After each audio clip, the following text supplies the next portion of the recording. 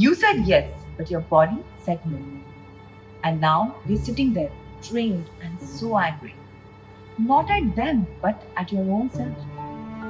You didn't want to disappoint. You didn't want to seem difficult.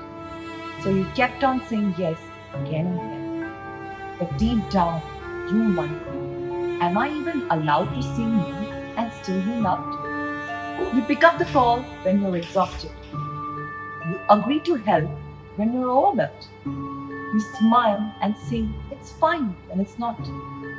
When you finally set a boundary, you feel this sharp sting of guilt.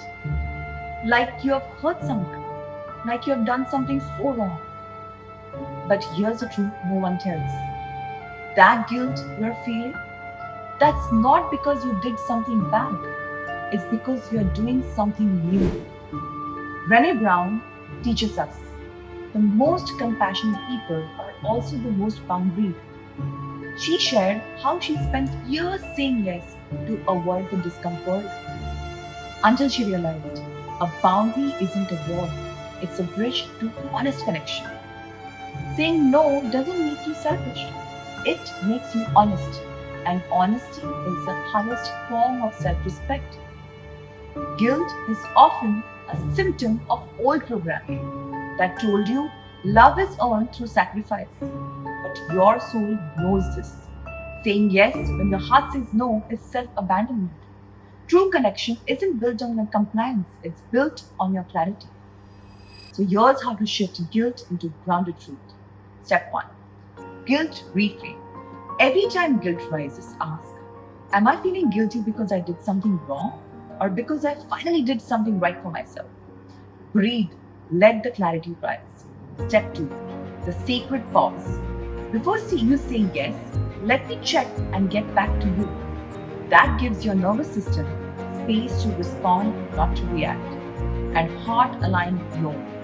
Practice saying, I'm not available for that, but I hope it goes beautifully. Or, thank you for thinking of me and choosing to rest this time. You don't need to defend your no. Your peace is reasonable, and you will notice something powerful. Every time you say no from truth, you return a piece of your own power back to yourself. You are not less loving because you said no. You are more honest, more whole, and more free.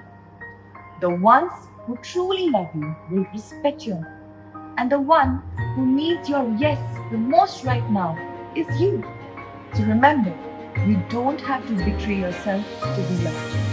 Hi, this is Ayana Khapre and welcome to my YouTube channel. If this helped you release guilt of putting yourself first, then imagine how many others are holding on to theirs.